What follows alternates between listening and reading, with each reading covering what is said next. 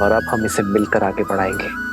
आदर्श और मर्यादा की है ये कथा महापावनम, काटे मद श्री से मिला ले श्रीमद् रामायणम, श्रीमद् रामायणम।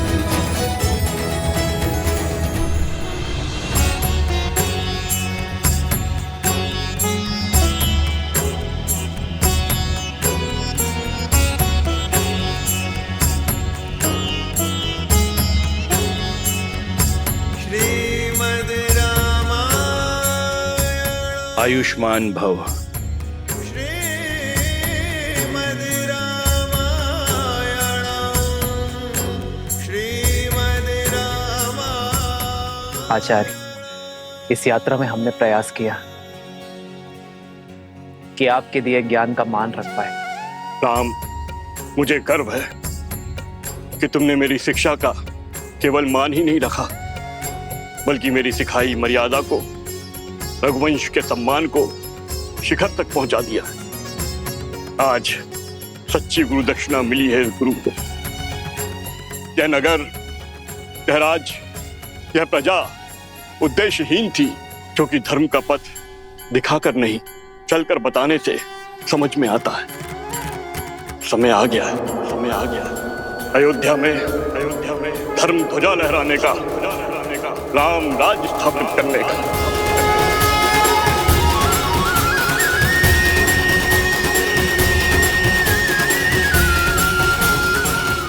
आज अमावस की रात्रि है, नगर में प्रवेश करना शुभ नहीं होगा, किंतु कल भोर प्रवेश करने के लिए सज रहना पुत्र।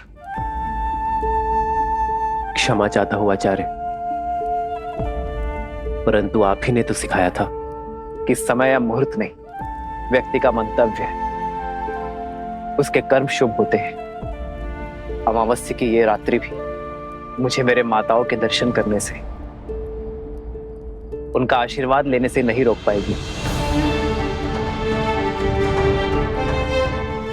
जिस अयोध्या की प्रजा ने 14 वर्षों तक मेरी प्रतीक्षा की है, उस प्रजा को अब एक और क्षण मैं प्रतीक्षा नहीं करवा सकता आचार्य। यदि मेरे कर्म शुभ है, मेरा मंतव्य शुभ है, तो अमावस्या की ये रात्रि भी अयोध्या के लिए उत्सव बनकर रहेगी।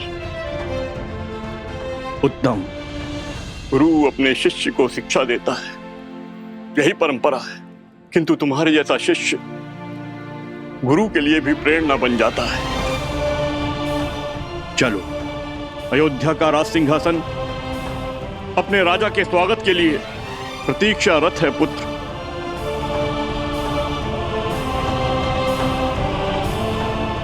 एक राजा होने से पूर्व मैं एक पुत्र भी हूं आचार्य, किंतु राज सिंहासन पर बैठने से पूर्व यदि आपकी आज्ञा हो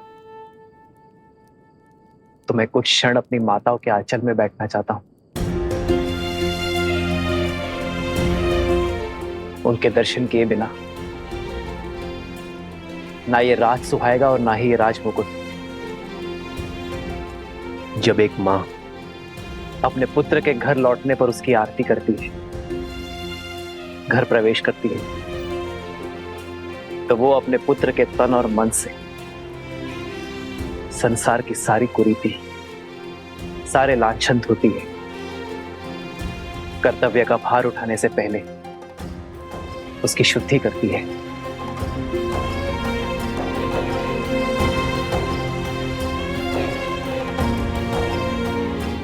मैं भी बस वही शुद्धि की आस में हूं आचार्य।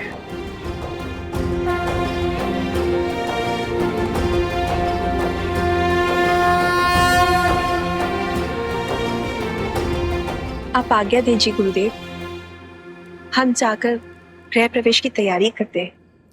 आज्ञा है।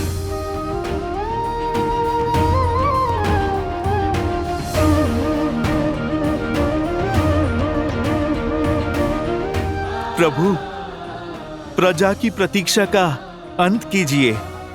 हाँ भैया, अयोध्या को सुख के रंगों से रंग दीजिए।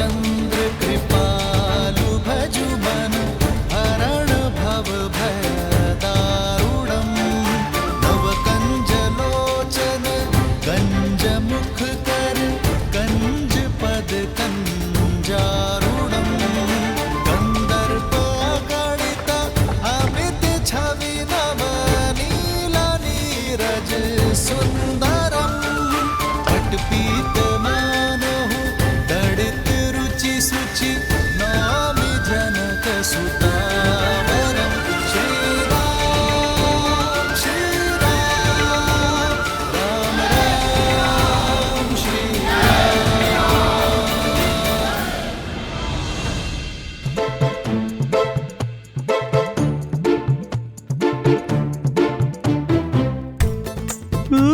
इतने सारे मिष्ठान बहुत महीने हो गए हैं स्वादिष्ट भोजन किए हुए।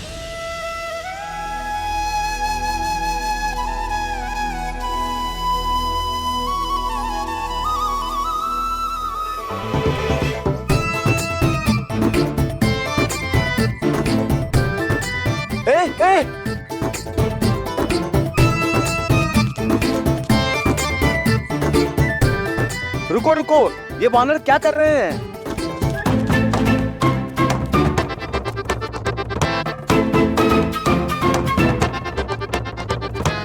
ये दुष्ट वानर तो हमारे सारे मिष्ठान लेकर भाग गए। अब हम प्रजा में प्रसाद कैसे वितरित करेंगे? डांडियों को कोई तो रोको। प्रभु, अयोध्या और इसकी प्रजा पर आपका अधिकार है और हमारा अधिकार है आपका स्वागत करना। परंतु आपके स्वागत के लिए लाए गए मिष्ठान छीनकर ये वो दंड वानर इसे दूषित कर रहे हैं। ये वानर आपकी छवि को धूमिल कर रहे हैं प्रभु श्री राम। इन्हें अयोध्या से बाहर निकालिए प्रभु, ये रंग में भंग कर रहे हैं।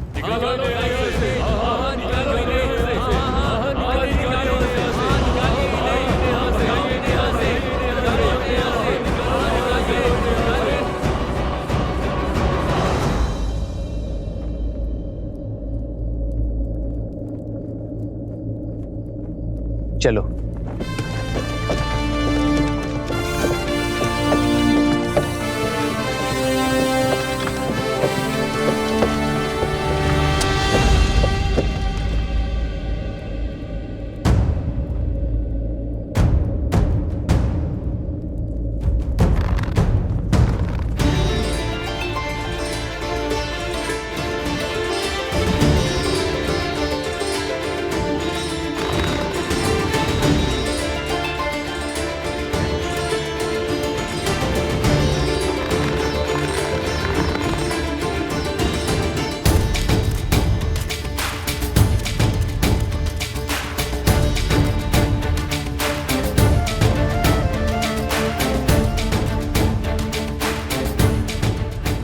रुक जाओ, रुक जाओ।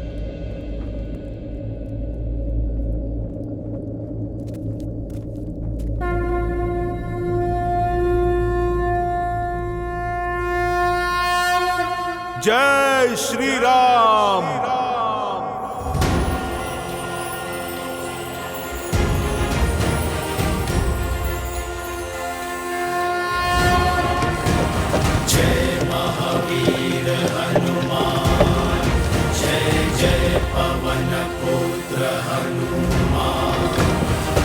हनुमान ज्ञान गुण सागर जय कपीस तिहु लोक उजागर रामदूत अतुलित बल धामा अंजनी पुत्र पवन सुत नामा। हनुमान, रुक जा।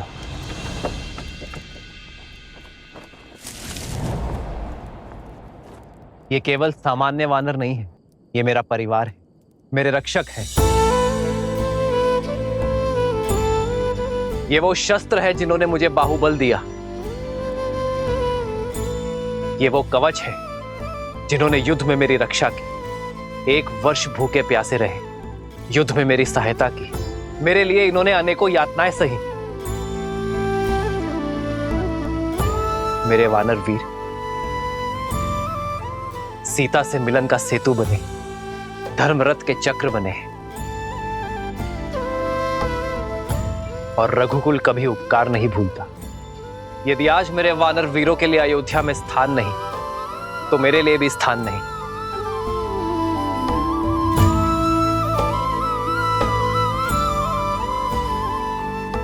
यदि आज मेरे वानर वीर अयोध्या में नहीं रह सकते तो मैं भी अयोध्या में नहीं रह सकता।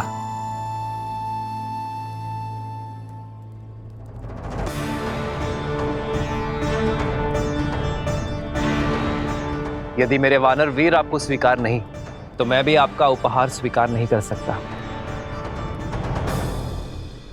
मेरे वानर वीरों का अनादर रघुनंदन का अनादर है, रघुकुल का अनादर है।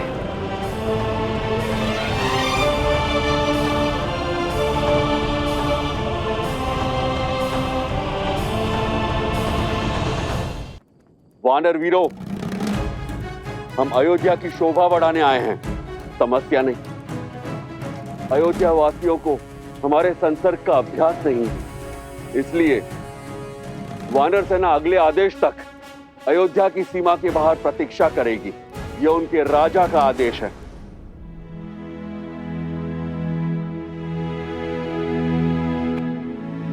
पर वानर राज, प्रभु ने अभी अभी कहा कि हम 1 वर्ष से भूखे प्यासे लड़ रहे थे।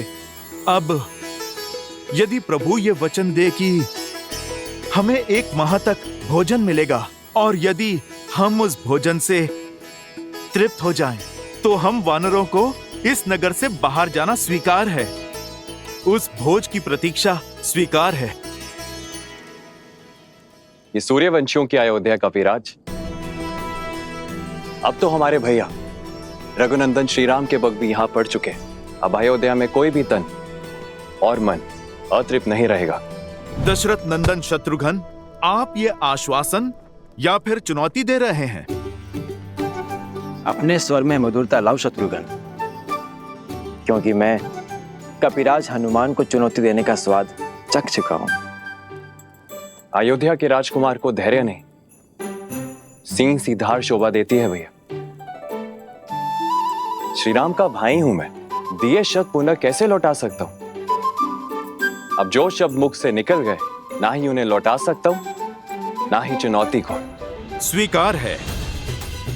भैया शत्रुघ्न, आपके हाथ थक जाएंगे भोजन लाते लाते, पर ये प्रभु श्री राम का दास तृप्त नहीं होगा। चुनौती देना शत्रुघ्न के बालपन का स्वभाव है और चुनौती लेना मेरे हनुमान का।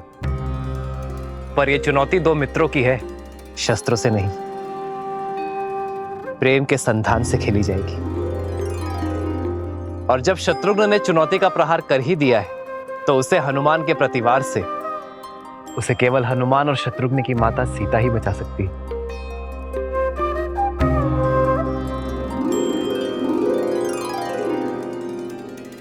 माता के हाथ से ग्रास लेकर तो तृप्त हो जाओगे ना पुत्र हनुमान?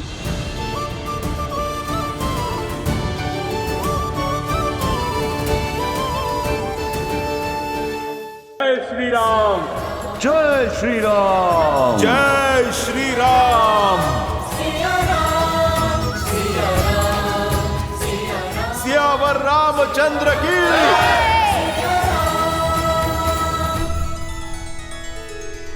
कुछ कहने की आवश्यकता नहीं है देवी, मैं भली भांति जानता हूं क्या चल रहा है आपके हृदय में। जिन श्री राम के इस संसार के आगमन के उत्सव में हम सम्मिलित हुए, जिनके विवाह उत्सव का हम भाग बने, उनके अयोध्या पुनरागमन के समारोह में भला हम कैसे नहीं जाएंगे। उनके अयोध्या में लौटने के इस उत्सव का साक्षी बनने से ना तो मैं वंचित रहूंगा, ना आप। तो हम चलेंगे ना पिताश्री? हाँ पुत्र, क्योंकि श्री राम आ रहे हैं, श्री राम आ रहे हैं। राम आ रहे हैं।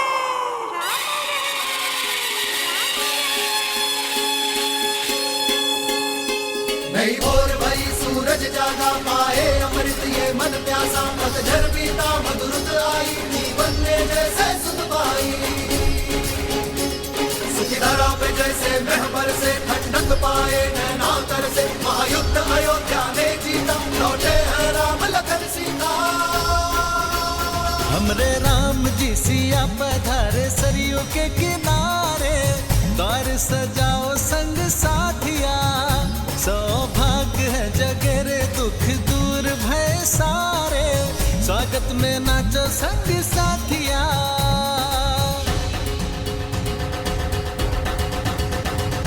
शीश काट तारा दुष्ट दशानन पाप कर आए मर्दन, वो राम से है रघुवीर बने, वो केश बने है अंजन धन।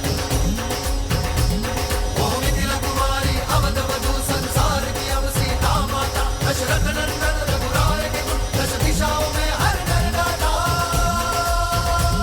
हर नर गाता। काली रात है बनी दिवाली, खुशियाँ निराली, दिए सजाओ मेरे साथी, लल्ला राम जी सिया हमारी अखियन के तारे, हम सब उतारे आरती।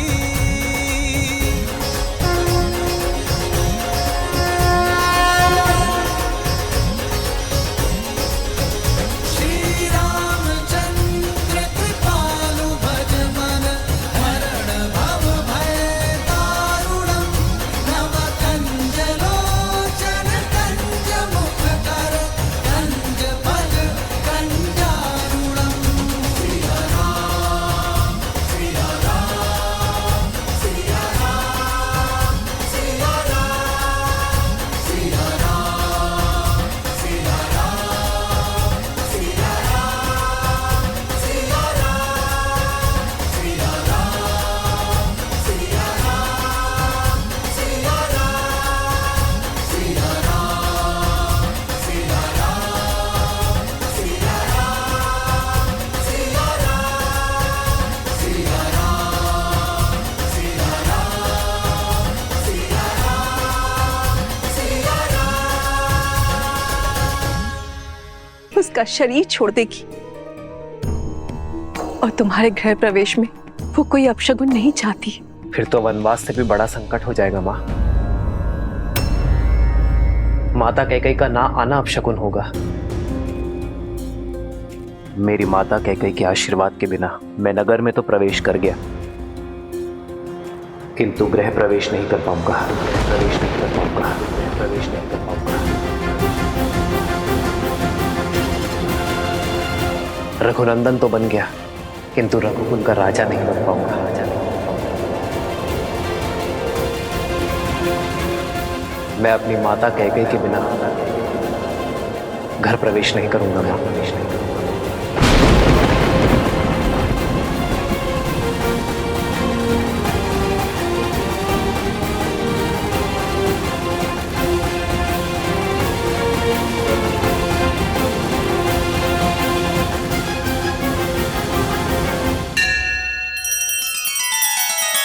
श्री रामचंद्र कृपालु भज मन, हरण भव भय दारुणम, नव कंज लोचन कंज मुख कर, कंज पद कंजारुणम। सिया राम सिया राम सिया राम सिया राम सिया राम सिया राम।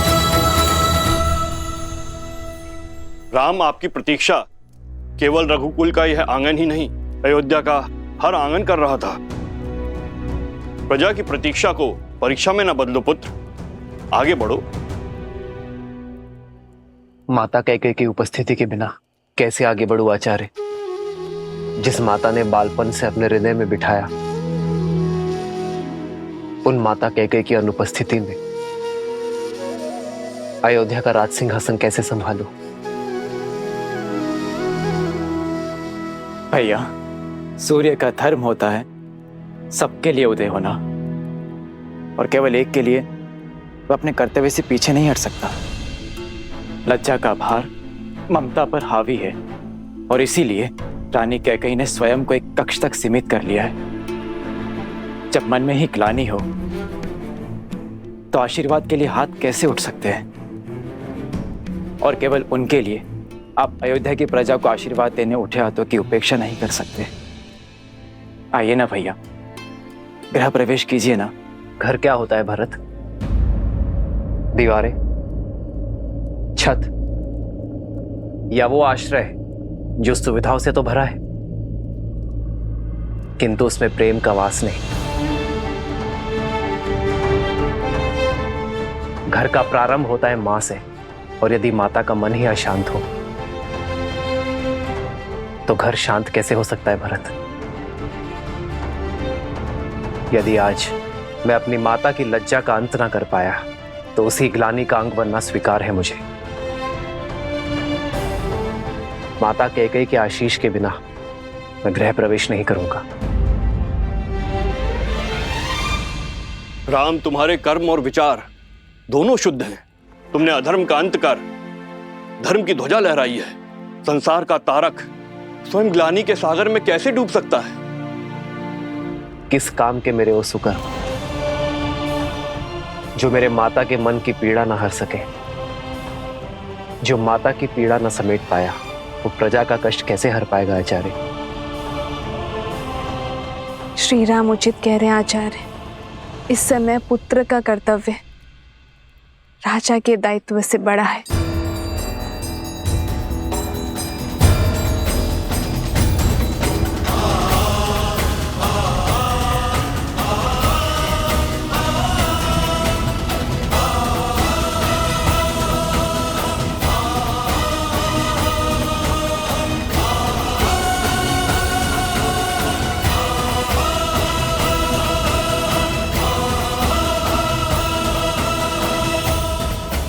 जब तक माता कैकेयी गृह प्रवेश की आरती नहीं करेंगी, सियाराम के पग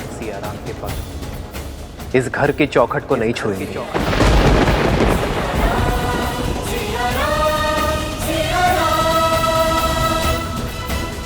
हमें महारानी कैकेयी को बुलाना ही होगा, अन्यथा सूर्यवंश सूर्य सा तेजस्वी राम खो बैठेगा।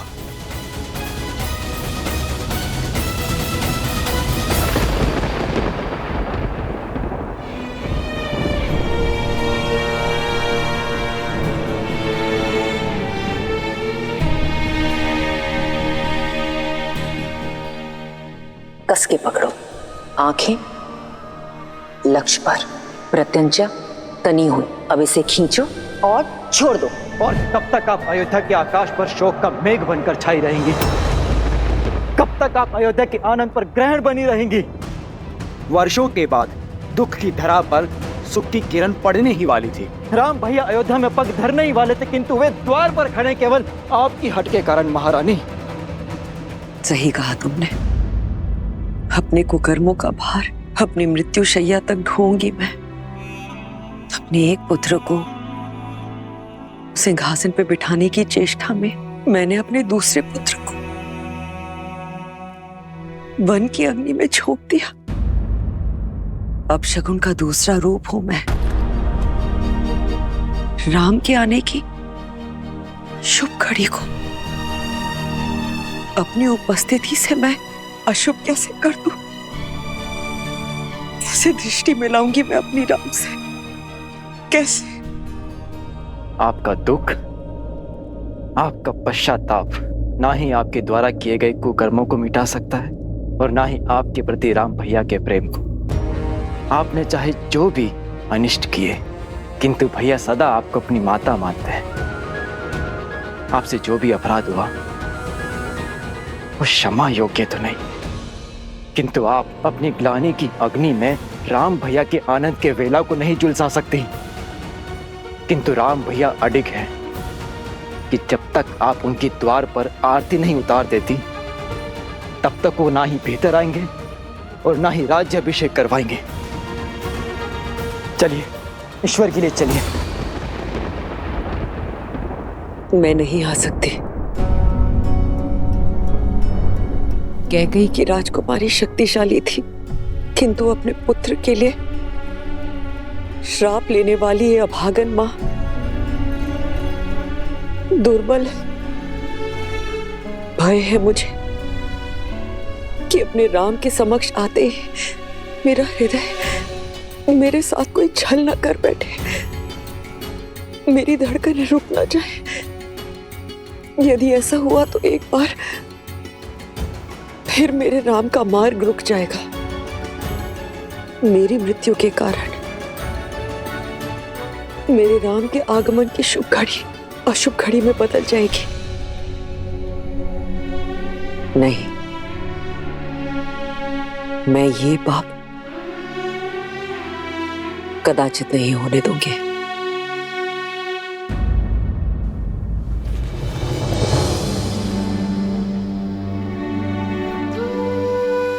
आज प्रेम के आगे ग्लानि को झुकना ही होगा, आपको चलना ही होगा।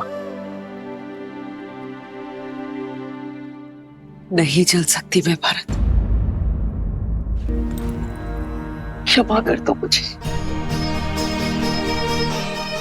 समझाओ मेरे राम को कि मेरा मन और विवेक मेरे वश में नहीं। अब तो प्रभु से सिर्फ इतनी ही प्रार्थना है कि मैं शीघ्र ही अपने राम को राज सिंहासन पर बैठे हुए देखूं। उसके पश्चात मैं निश्चित रूप से अपने प्राण त्याग सकती हूँ। उसके पश्चात मैं तुम्हारे पिताश्री से क्षमा मांगने परलोक जा सकती हूँ। कदाचित तभी मेरी आत्मा को शांति मिलेगी। क्षमा कर दो भरत, क्षमा करो। निर्बलता के इस क्षण में कैकेयी को विश्वास दिलाने का बल देना नारायण, कैकेयी को राम की दृष्टि मिलने का संबल और उसे आशीर्वाद देने का साहस देना। राम के लिए, अयोध्या के लिए कैकेयी का चित्त शांत करना होगा आपको। उसे ये विश्वास दिलाना होगा कि उसका आशीर्वाद श्राप नहीं, अयोध्या की कल की नींव है। हे भगवान, हमें तारिए। 14 वर्ष तक अयोध्या ने प्रतीक्षा के आंसू पिए हैं। इस प्रतीक्षा का अंत कीजिए। अब क्या होगा? महारानी कैकेयी बाहर आएंगी या नहीं? ना आए तो ही अच्छा है, जिसके कारण हमारे राम ने इतने कष्ट भोगे, महाराज दशरथ ने प्राण त्यागे, उसकी तो छाया हमारे भावी महाराज पे पड़नी भी नहीं चाहिए।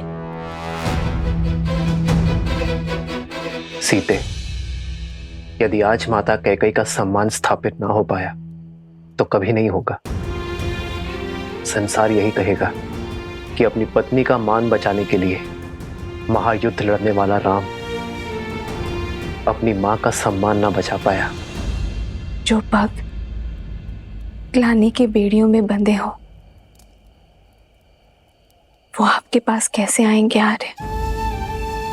जब जड़ें सूखी हों तो केवल पत्तों पर पानी डालने से वृक्ष हरा नहीं होता। जड़ों को सींचने से उसके प्राण जागते हैं। आप पहले भी कर चुके हैं आर्य। पहले माता अहिल्या थी, अब माता कैकेयी। आपको उनके सोए हुए मन को जगाना होगा आर्य। यदि पत्नी तुम जैसी धर्मात्मा हो तो व्यक्ति के लिए कोई लक्ष्य असंभव नहीं है सीते। धन्यवाद। श्री राम राम राम श्री राम। महल के स्थान पर ये कहाँ चले गए श्री राम?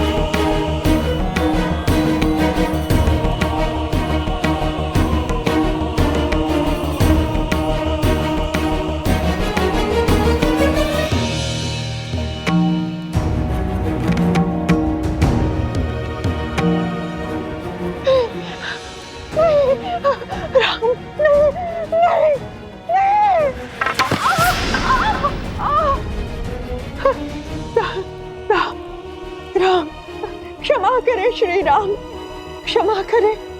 ये दुष्टा अपने सारे अपराध स्वीकार करती है।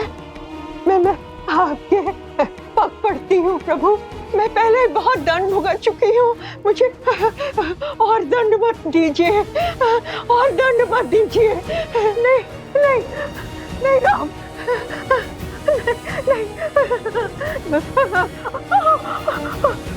नहीं।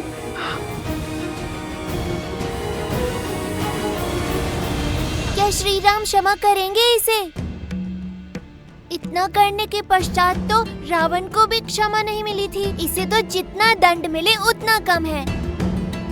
यही तो थी जिसने महारानी कैकेयी के मन में अधर्म का, अन्याय का और ईर्ष्या का बीज बोया।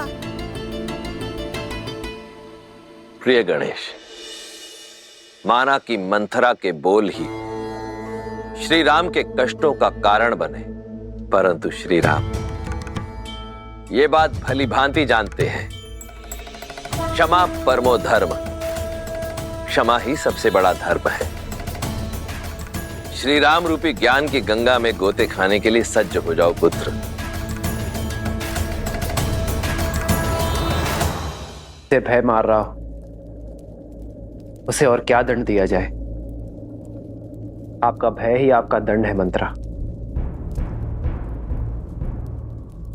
किंतु तुम यहाँ?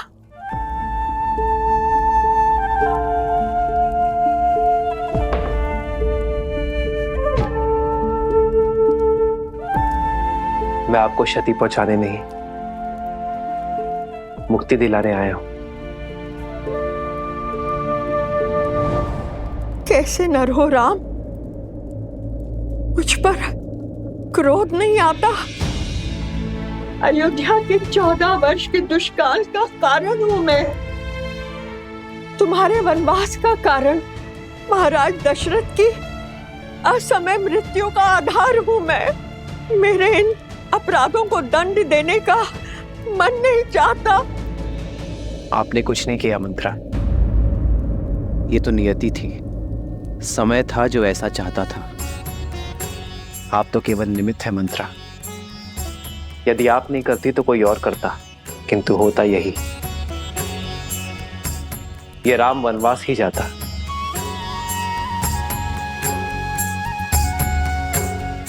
निमित्त बनने का दंड तो आप भोग चुकी हैं, अब बारी मुक्ति की है।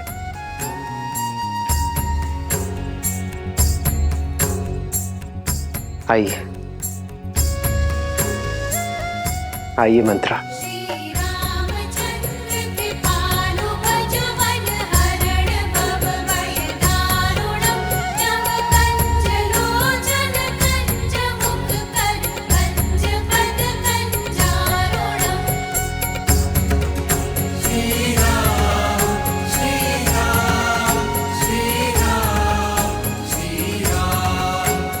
राम राजा बनने वाले हैं। यथा राजा तथा प्रजा। राजा की क्षमा प्रजा के लिए दया और करुणा का उदाहरण बनती है। श्री राम ये जानते हैं कि जो हृदय क्षमा कर सकता है वही हृदय सच्चा न्याय भी कर सकता है। अच्छा, तो मंत्रा को क्षमा कर श्री रामनाथ केवल स्वयं करुणा दिखा रहे हैं, बल्कि अपने प्रजा को भी करुणा का पाठ करा रहे हैं। हाँ पुत्र, श्री राम वो राजा नहीं जो केवल युद्ध जीतकर अपनी शक्ति और राज्य का विस्तार करे। श्री राम तो वो राजा हैं जो मन जीतकर सबके हृदय के सम्राट बनना जानते हैं। और आज मंथरा को क्षमा कर उन्होंने इस संपूर्ण संसार को राम राज्य की एक झलक मात्र दिखाई है। वो राम राज्य जिसकी सबसे बड़ी शक्ति है अपने क्रोध और द्वेष पर विजय पा लेना। अपने इस कृत्य से श्री राम ने संसार को यह दिखा दिया कि एक राजा का सबसे बड़ा बल है क्षमा करना।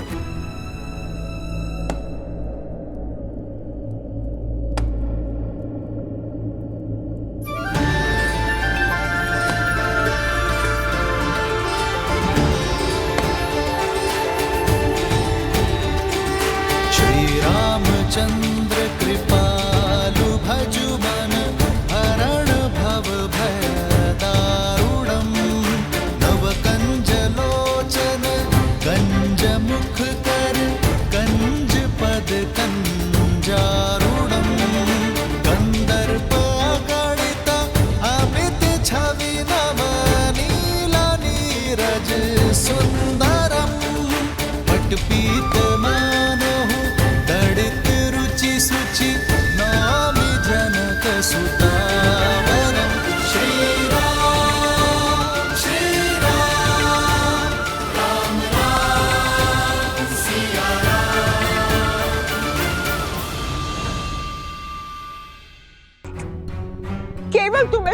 मारने के लिए खड़ी हुई थी।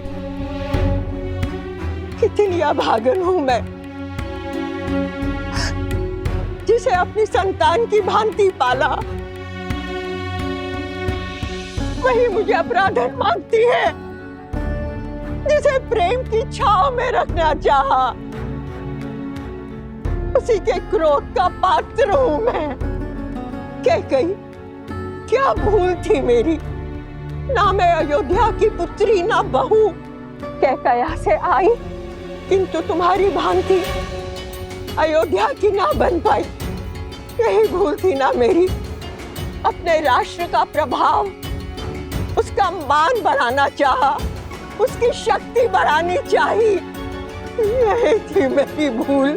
ये सब केवल तुम्हारे लिए किया कैकेयी, केवल कैकेयी राज के लिए किया। परंतु इस राष्ट्र प्रेम का परिणाम क्या मिला? 14 वर्ष का कारावास। भरत को गए हुए कुछ क्षण भी नहीं हुए थे कि महाराज ने राम को युवराज घोषित कर दिया। ऐसा कुछ करो कि महाराज स्वयं तुम्हारे पास आए। अयोध्या के सिंहासन पर अब राम नहीं, भरत बैठेगा। भरत बैठेगा। राम के लिए 14 वर्ष का वनवास। कुछ नहीं सुनना है मुझे, कुछ नहीं सुनना है। चली जाओ यहाँ से। हाँ कैकेयी, चली जाऊंगी अयोध्या से, किंतु एक चिंता साथ लेकर जाऊंगी कि मेरी पुत्री कैकेयी का क्या होगा।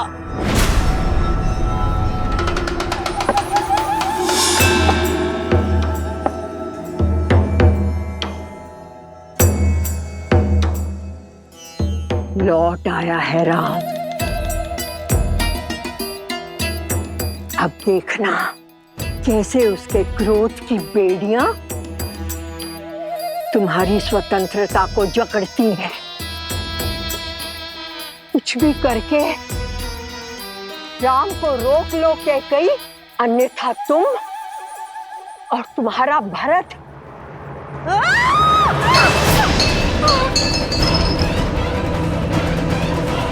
जिस पुत्र मोह और जिस संबंध के कारण तुमने मेरी स्वर्ग जैसी अयोध्या को नर्क बना दिया, आज उस संबंध को तोड़ता हूं मैं रघुकुल कुमार भरत तुम्हारा परित्याग करता हूं कैकेयी। पत्थर पर भी वर्षों तक जल पड़े तो उसका आकार बदल जाता है, किंतु तुम इतने वर्षों में भी तुम्हारे भीतर का विष कम नहीं हुआ। तुम दंड की नहीं, श्राप की अधिकारिणी हो। मेरी स्वर्ग जैसी अयोध्या पर नरक की छाया हो तुम। नहीं। मेरे घर परिवार पे जो विष के मेघ बरसाए हैं तुमने, उसके लिए आज मैं कैकेयी तुम्हें श्राप देती हूँ कि आज से तुम्हारा नाम पाप, बुराई, अधर्म और अंधकार से ही जोड़ा जाएगा।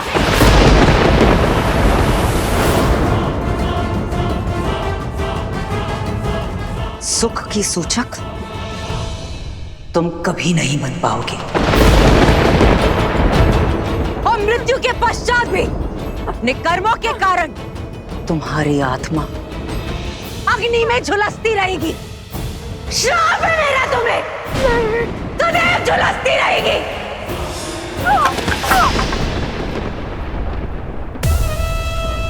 दासी हूं ना, जो स्वामी दे सर माथे पर। जाते जाते भी कैकेयी केवल तुम्हारे हित के बारे में सोचूंगी। तुम्हारा लाभ ही मेरे जीवन का उद्देश्य है। मेरी बात समझो, राम के स्वागत के लिए मत जाना, क्योंकि अगर तुम उसकी आरती नहीं उतारोगी तो वो अयोध्या में प्रवेश नहीं करेगा। उसे राजा मत बनने दो कैकेयी, क्योंकि यदि वो सिंहासन पर बैठा तो तुम्हारा अंत निश्चित है। केवल तुम ही हो जो राम के उज्जवल भविष्य को अंधकार में डाल सकती हो। केवल तुम ही उसे अयोध्या का नरेश बनने से रोक सकती हो कैकेयी। मत जाना, मत जाना।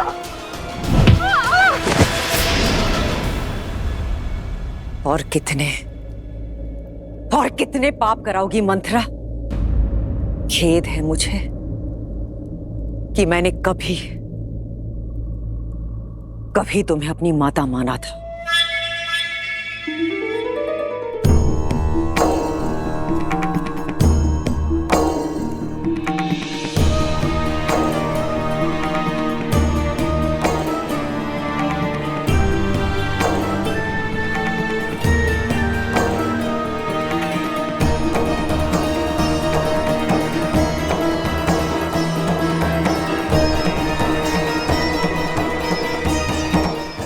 कटुवाणी ने कुछ तो शुभ कार्य किया। तुम्हारे मन को मैं समझती हूँ कैकेयी। इस पाप की कोठरी में मेरे दुष्ट भाव ने तुम्हें डाला था, किंतु मैं जानती थी कि मेरे कटु वचन ही तुम्हें इससे बाहर निकालेंगे। कैकेयी की दृष्टि में दोषी बनकर मैंने राम काज पूर्ण कर दिया। हे प्रभु,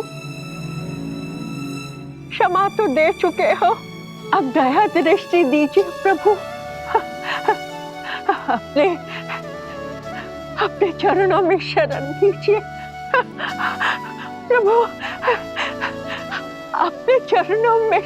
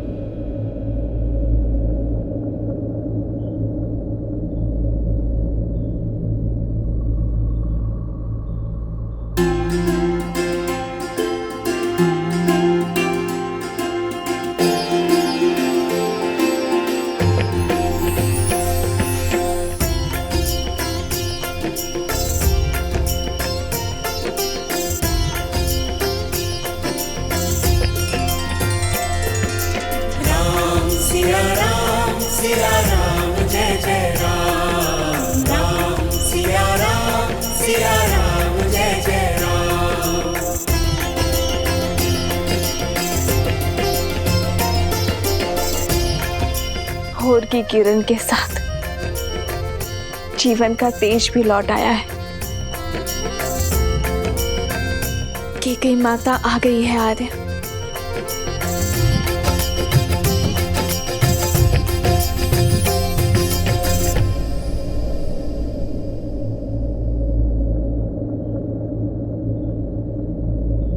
माँ,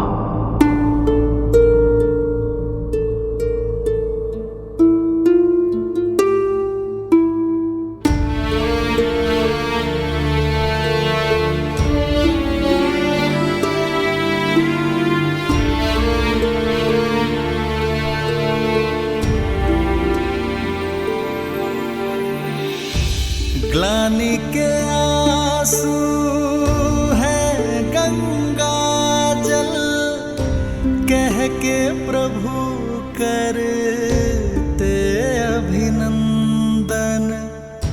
मुख मुस्कान क्षमा हृदय में, कैकेयी त्रास हरे रघुनंदन।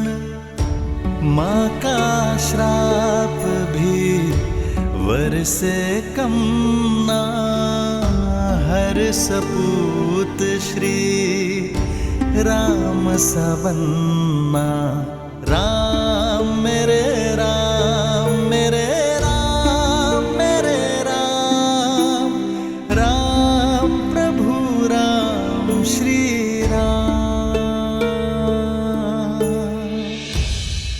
माता के ये अश्रु मेरे लिए पवित्र गंगा जल से पावन है। इन अश्रु को हाथों में लेकर ब्रह्म हत्या का पाप मेरे हाथ से धुल गया मां। आशीष नहीं देंगी मां?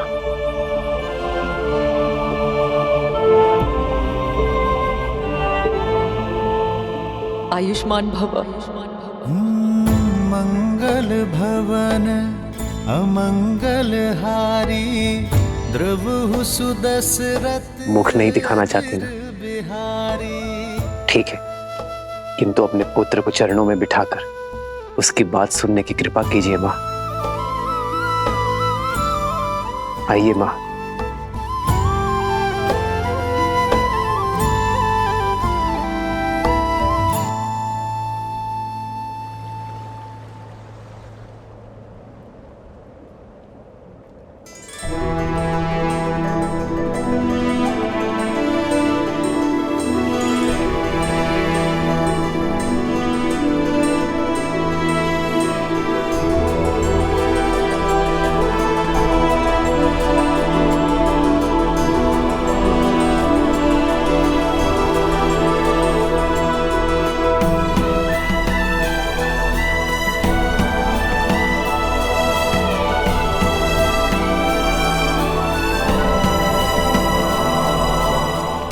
बैठिए मां।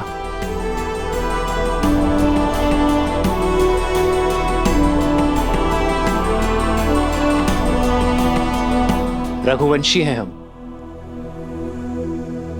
वो वंश जिसका इतिहास धर्म, वीरता और समर्पण की नींव पर रखा गया है, और जिनसे हमें यह नाम मिला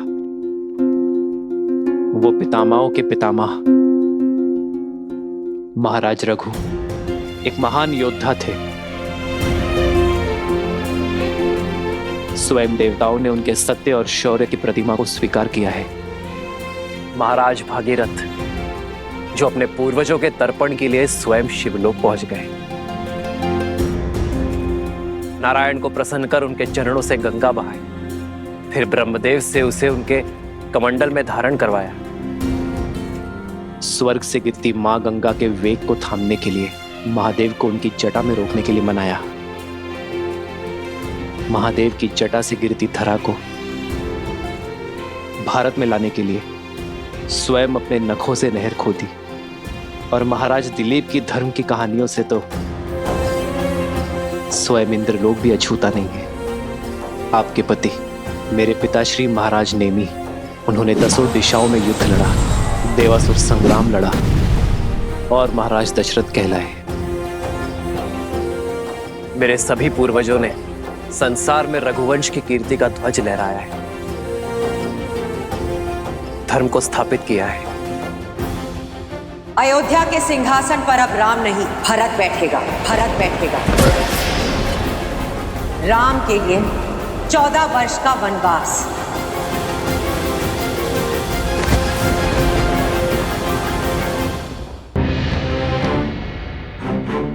पर सोचिए मां, इतने प्रतापी योद्धाओं में से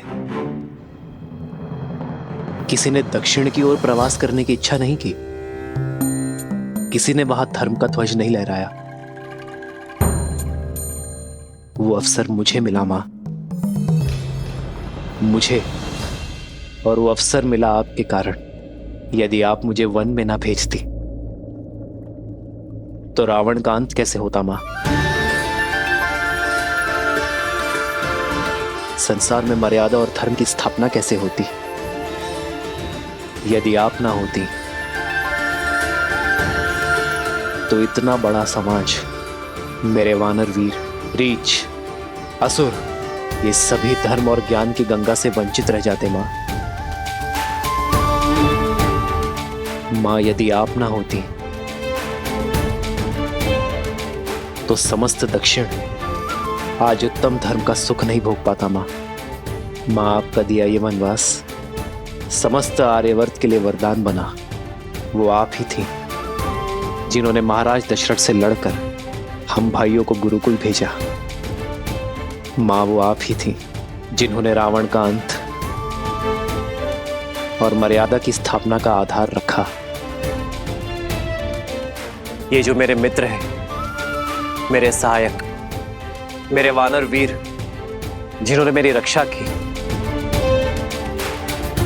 ये केवल मेरा राज्य अभिषेक देखने नहीं आए हैं मां, केवल यहां भोज खाने नहीं आए हैं। ये उस माता के दर्शन करने आए हैं जिन्होंने 14 वर्ष का एकाकीपन काटकर भी अपने पुत्र को समाज और धर्म की रक्षा के लिए भेजा।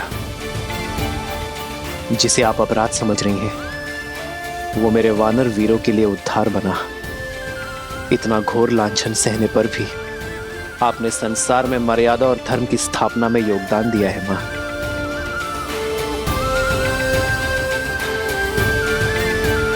क्या आप इन्हें निराश करेंगी मां? मुझे ना सही, इन्हें तो अपने दर्शन का लाभ दे दीजिए, इन्हें इनकी यात्रा का प्रसाद दे दीजिए मां।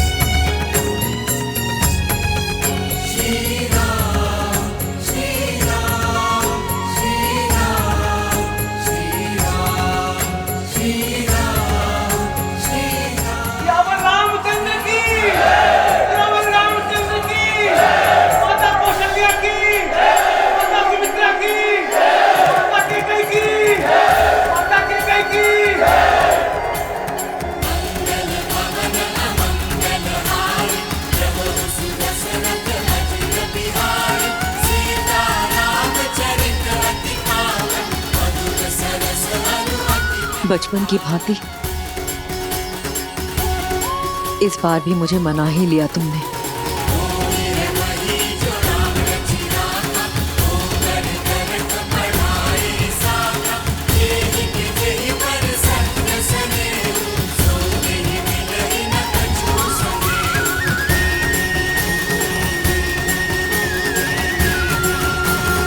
कराए दक्षिण का उद्धार, किंतु अब मेरे राम को राजा बनना होगा। अयोध्या को, अपनी प्रजा को आगे ले जाना होगा। अपने वंश को आगे बढ़ाना होगा राम। इस राज्य का उद्धार करना होगा। रामचंद्र की, रामचंद्र की, रामचंद्र की।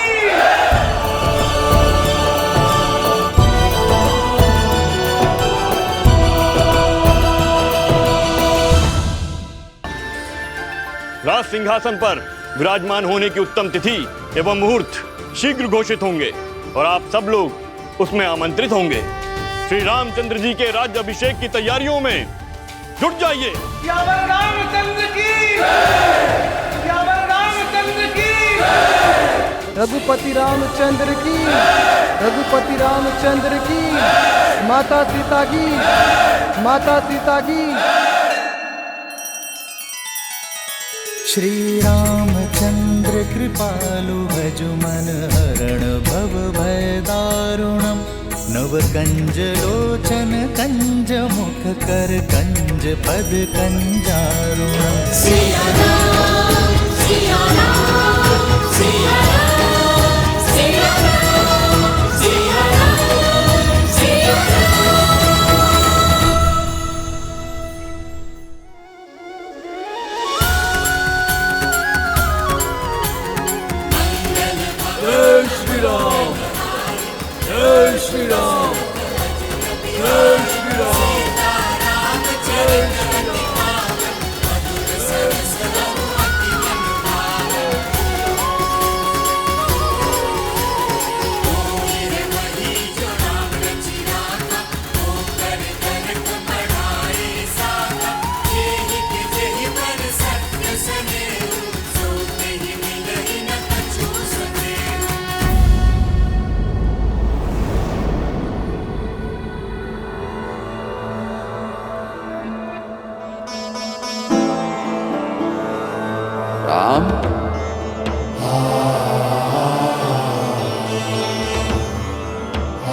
राम।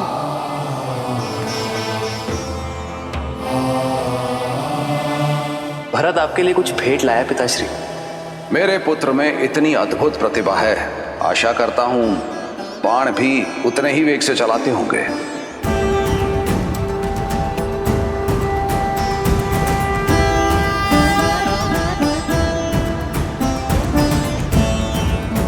आपका राम लौटा है पिताश्री, अपना दायित्व पूर्ण करके।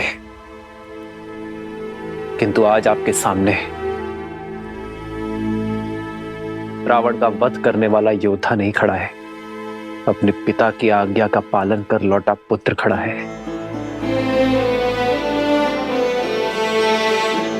एक बार आपने कहा था कि पिता के आदेश केवल शब्द नहीं होते, वो कुल का आदर्श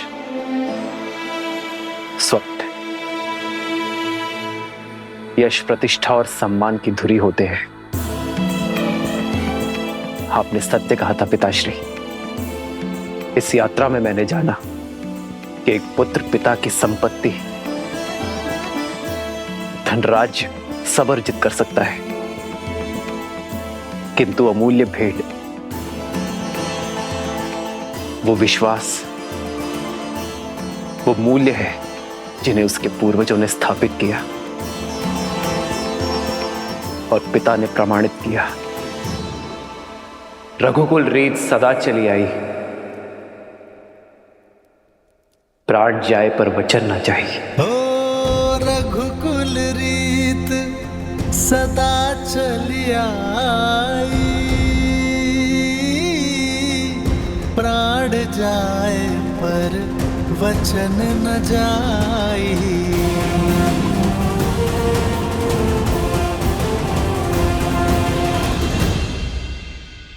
मित्र, इतना समय हम आपके साथ रहे, आप हमें जानते हैं और हम आपको। किष्किंधा वासियों के मन में इच्छा है कि हमें भी अयोध्या देखने का, जानने का सौभाग्य मिले। हाँ प्रभु, हम सबने अयोध्या के बारे में बहुत सुना है और अब प्रभु जानना चाहते हैं।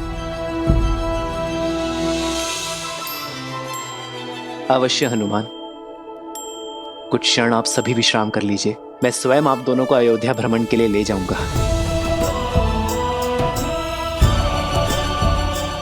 14 वर्ष बीत गए,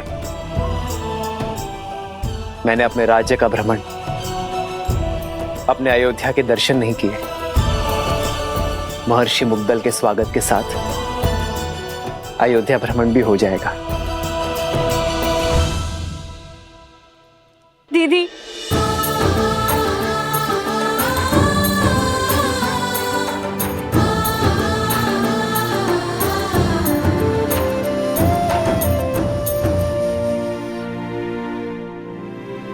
मुझे उर्मिला से मिलना है। कैसी है वो? कहाँ है वो? वो तो अब तक सोई हुई है, वर्षों से आंख नहीं खोली, अपने पति को दिए हुए वचन का पालन कर रही है।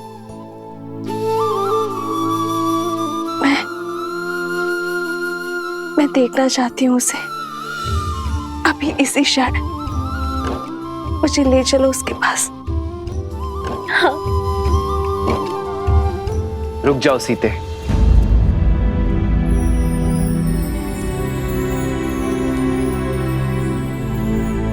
उर्मिला का प्रण पूरा होना अभी शेष है सीते। उर्मिला अपनी निद्रा केवल लक्ष्मण की उपस्थिति में ही तोड़ सकती है। जाओ लक्ष्मण, और जाकर अपनी पत्नी से मिलो। तुम्हारे और उर्मिला के सम्मिलित प्रण के कारण ही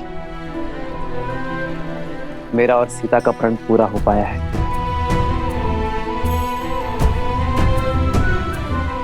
उर्मिला ने महल में रहकर इस घोर निद्रा का दंश भोगा है,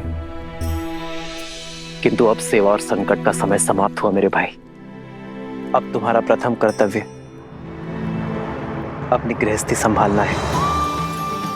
ये शुभता पूर्वजों के गति के कारण आई है। जाओ लक्ष्मण, और उर्मिला को निद्रा से जगाओ।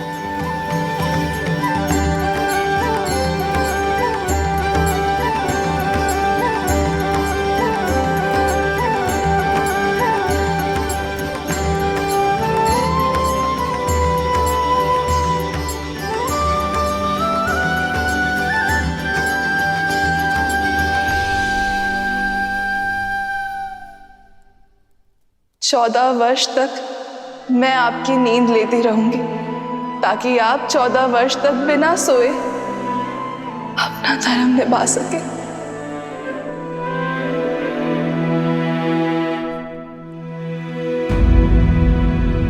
किंतु जो इतने वर्षों से नहीं जागी हैं, वो अभी जागेंगे क्या?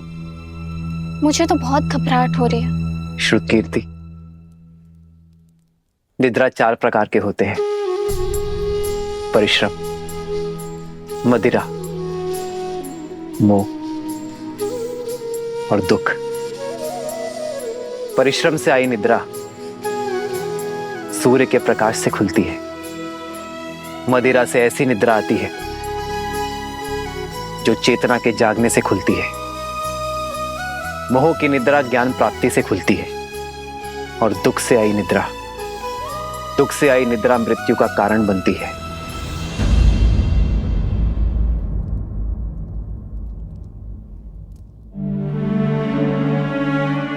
मैं जहां पर भी रहूं आर्य, मेरा मन सदैव आपके पास ही रहेगा।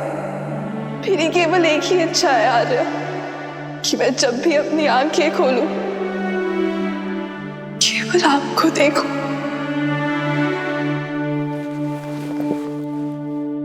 उर्मिला, कैसी अभागन हूं मैं। मेरे लक्ष्मण और उर्मिला मेरे कर्मों का भुगतान कर रहे हैं। नहीं मां, उर्मिला की निद्रा कोई श्राप नहीं है।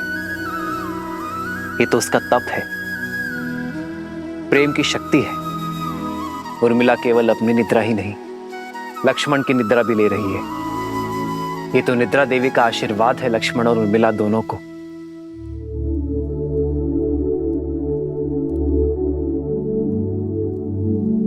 देखिएगा मां, लक्ष्मण के बुलाते ही उर्मिला अपनी निद्रा से जाग जाएगी। उठो उर्मिला, आंखें खोलो, देखो, मैं आया हूं।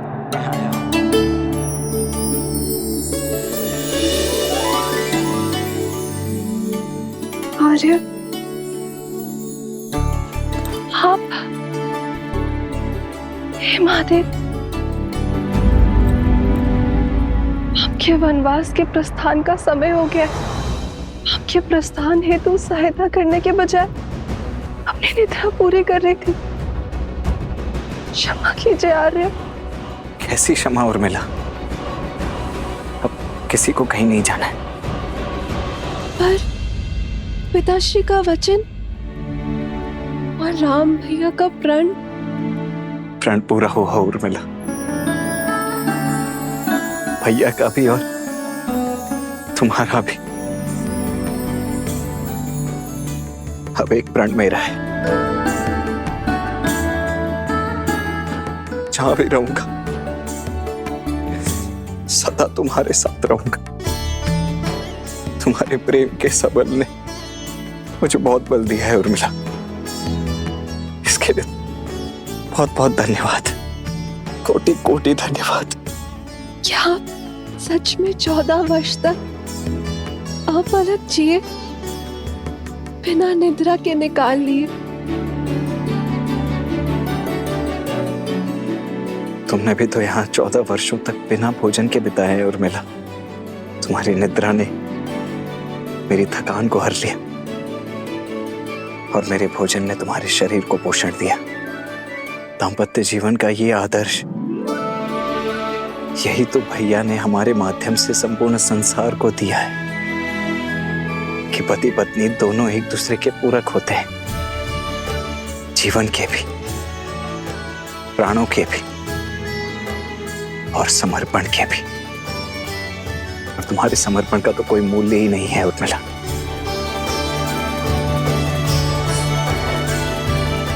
अब चलो, पूरा परिवार, समस्त अयोध्या और विशेषतः भाभी माँ तुमसे मिलने के लिए अत्यंत व्याकुल है। मैं भी आर्य। आओ। दीदी,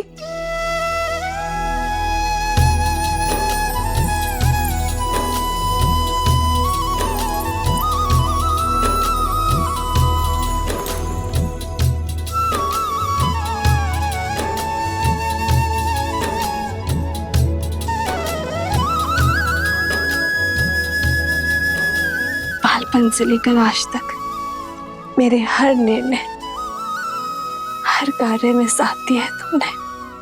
और आप मेरे और मेरे पति के लिए, इस रघुवंश के लिए लक्ष्मण भैया को हमारे साथ भेजा। एकांत का दंश भी झेल लिया तुमने।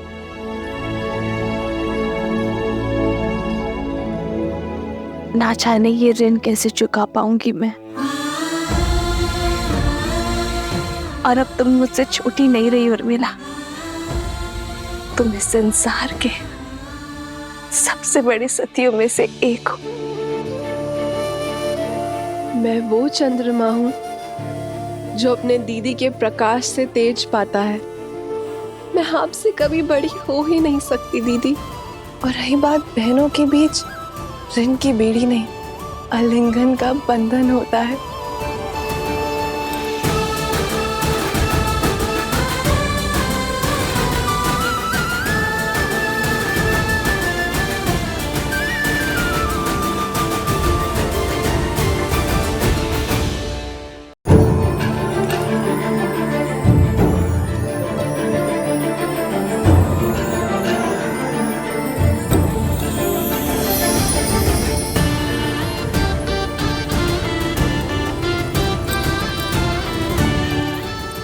बहुत प्यारा लग रहा है। ये कैसा है दीदी? अरे तुम सब यूं ही अब तक बातें कर रही हो। ऋषि मुद्गल के स्वागत की तैयारियां करनी है, वो आते ही होंगे। जी माता, वर्षों बाद बहनों से मिली तो कुछ स्मरण नहीं आया। मैं समझ सकती, जो पीड़ा तुम सबने भोगी है वो मेरे कारण ही तो है। नहीं माता, जितना कष्ट हमने सहा उससे कहीं अधिक आपने सहा, और शारीरिक कष्ट से कहीं अधिक मानसिक कष्ट होता है माता।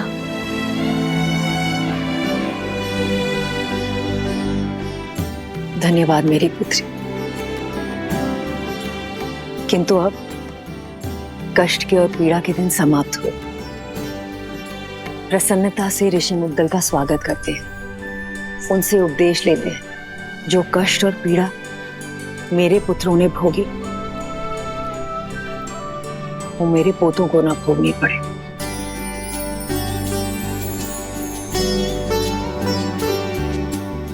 और अब तो केवल इसी समाचार की प्रतीक्षा है कि कब मुझे ये बताया जाए कि मैं मां से दादी बनने वाली।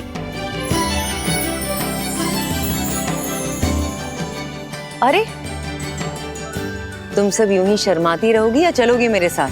शीघ्र चलो और गुरुजी का आशीर्वाद लो। जी। अयोध्या और श्री राम के जीवन से दुख का हर मेघ छट गया। अब सब शुभ ही होगा। इतनी शीघ्र भूल गए पुत्र? धूप छांव दिन रात की भांति ही अच्छाई और बुराई भी सदा साथ ही रहते हैं। दीपक की आवश्यकता तो वहीं होती है जहां अंधकार होता है और लोग जलते हुए दीपक के प्रकाश में उसके नीचे पसरे हुए अंधकार को देखना भूल जाते हैं। जब सामने सब उचित प्रतीत हो रहा होता है, तभी पीछे से बुराई अपने पंख फैला रही होती है। अर्थात दुख की धूप हो या सुख की छांव, सदा सतर्क रहो। हाँ पुत्र, जब भी हम जीवन में कोई शुभ या मंगलमय कार्य करें, तब हमें अतिरिक्त सावधानी और सतर्कता बरतनी चाहिए। सत्य और धर्म की क्षमता पर विश्वास रखते हुए अपने तन मन को और अधिक दृढ़ करना चाहिए। प्रिय गणेश, वो देखो, श्री राम उसी योजना का शंखनाद कर रहे हैं। राम राज्य की स्थापना का आरंभ कर रहे हैं। नर रूप में नारायण को प्रत्येक समस्या का सामना करना होगा, हर कठिनाई का हल खोजना होगा, राम राज्य की स्थापना करनी होगी। ऋषिवर, मैं जानता हूं आप सबके मन में क्या चल रहा है, किंतु जो होना है वो अवश्य होगा। 2 दिन बाद शुभ मुहूर्त है और ये राज्याभिषेक के लिए सबसे शुभ है।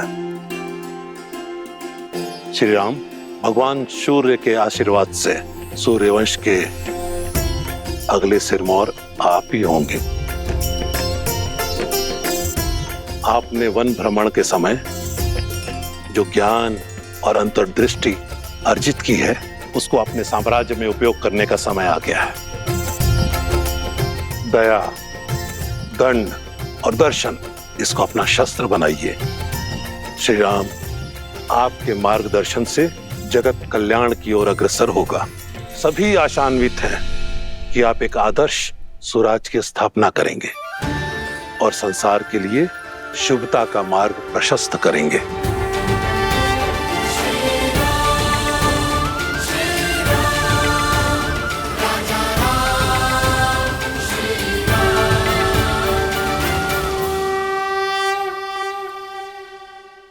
शुभ घड़ी में होने वाला है। सारी प्रजा को निमंत्रण है कि इस पावन अवसर पर उपस्थित रहे। सुनो सुनो सुनो। पूरा नगर पलके बिछाए आपका इंतजार कर रहा है। सभी के मुख पर आपका ही नाम, आप ही के द्वारा स्थापित होने वाले स्वराज्य की बात है। और महर्षि मुग्दल ने भी तो यही कहा कि इस समस्त राष्ट्र में स्वराज्य आप ही स्थापित करेंगे। किंतु ये स्वराज्य है क्या? माना कि वानर हूं, लेकिन किष्किंधा का राजा भी तो हूं। कल उठ के ये सारा भार अंगद को ही तो संभालना है मेरे बाद। जानना चाहता कि स्वराज्य है क्या? अर्थ बताइए प्रभु। हाँ प्रभु, अर्थ बताइए।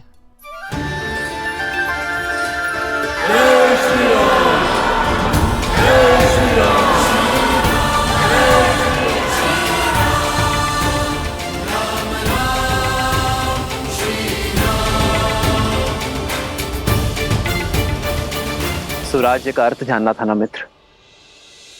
सुख, समृद्धि, रक्षण और न्याय,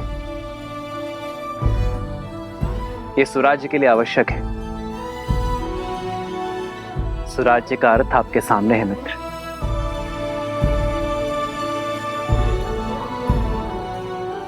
प्रजा के मुख पर जब खुशी हो, क्या वही स्वराज्य कहलाता है? जब राजा को देख प्रजा के मुख पर प्रसन्नता हो, वो सामान्य राज्य है। प्रजा के चेहरे पर जो स्मित है, वो एक सुखद बदलाव और समृद्ध भविष्य की अपेक्षा है। प्रजा को आशा होती है कि राजा उनके दुख सुनेगा, उनकी पीड़ा हरेगा। पर स्वराज्य वो जब प्रजा को देख राजा के मुख पर प्रसन्नता हो, राजा को संतुष्टि हो कि वो अपनी प्रजा की अपेक्षाओं को पूर्ण कर पाया है। जब राजा को यह विश्वास हो कि वो अपनी प्रजा के जीवन में बदलाव लाने में सक्षम है, वो है स्वराज्य। प्रजा को देख एक राजा तब मुस्कुराता है जब वो जानता है कि ना राजा के मन में कोई प्रश्न है, ना ग्लानि है, ना पीड़ा है, और ना ही उसके प्रजा के मन में। आज मेरी प्रजा के मुख पर स्मित है। मैं अपनी प्रजा की अपेक्षाओं को पूर्ण कर स्वराज्य को अवध में लाना चाहता हूं मित्र। और जब यह क्षण आएगा, तब मेरे मुख पर स्मित होगा। आओ मित्र। जय श्री राम, जय श्री राम, श्री राम, श्री राम, जय श्री राम,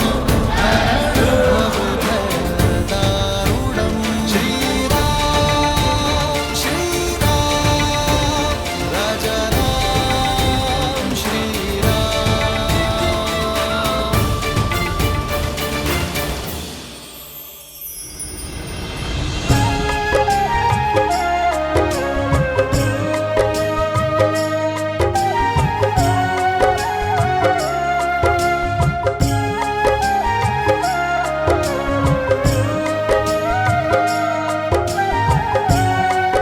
सीता दीदी, हमारे पग को कष्ट ना हो इसलिए ये सारा प्रयास हनुमान जी हमारे लिए कर रहे हैं, किंतु हमें ये सब भा नहीं रहा। हनुमान केवल हमारे लिए नहीं कर रहा है श्रुतकीर्ति, हमारे पीछे हमारी प्रजा की स्त्रियां भी हैं। उन्हें कष्ट ना हो ये उसका उद्देश्य है। हाँ दीदी, पर ये सब केवल हमारे कारण ही हो रहा है ना? हाँ, ये आरंभ है और इसे रोज का नियम बनाना होगा। प्रातः की शुरुआत कहीं ना कहीं से तो होगी ना।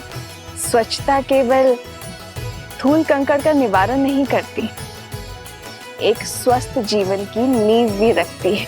जब राज्य के लोग स्वस्थ होंगे तो हमारा राज्य भी स्वस्थ होगा।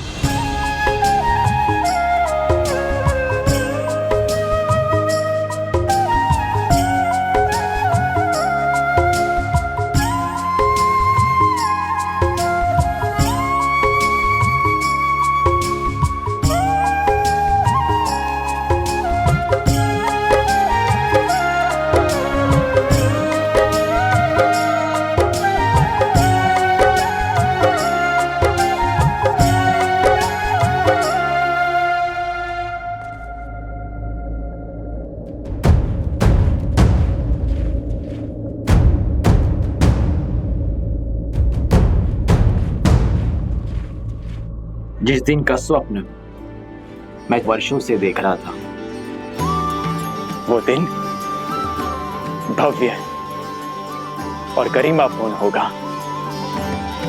इसमें कोई बाधा नहीं आएगी। मित्र, आपके राज्य अभिषेक की पावन घड़ी, उसमें सेना का नियोजन, क्या आपकी प्रजा के मन में भय का निर्माण नहीं होगा कि होने वाले राजा अपने राज्य अभिषेक से पहले सुरक्षा का प्रबंध कर रहे हैं कि कुछ अघटित ना हो? प्रजा और राज्य का रक्षण एक राजा का प्रथम कर्तव्य होता है मित्र। राज्य की सुरक्षा केवल आक्रमण के बाद ही नहीं, उसके पूर्व से करनी होती है। राज्य की सेना एक अन्यायी शासक के राज्य में प्रजा के मन में भय उत्पन्न करती है, तो वही राज्य की सेना एक न्यायपूर्वक शासक के राज्य में प्रजा को धैर्य, आत्मविश्वास और सुख की निद्रा देती है। सुराज्य के लिए राज्य और प्रजा की रक्षा हेतु सतर्क रहना अति आवश्यक है मित्र। जब प्रजा के मन में रक्षण का भय ना हो तो प्रत्येक व्यक्ति अपने कार्य का निर्वहन अधिक कार्यक्षमता के साथ करेगा। इससे राज्य सुख और समृद्धि के मार्ग पर चलेगा मित्र।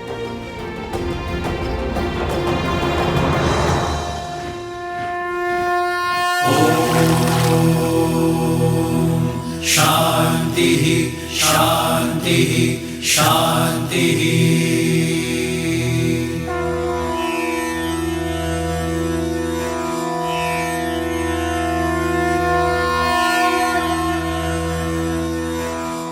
हे सूर्यदेव, रघुवंश की कुल वधू की आराधना और आभार स्वीकार करें। हे छठी मैया, ये समस्त राज्य हमारी संतान है, इनका भविष्य सुखमय और समृद्ध बनाइए। अपने तेज से हम सबके जीवन में सुख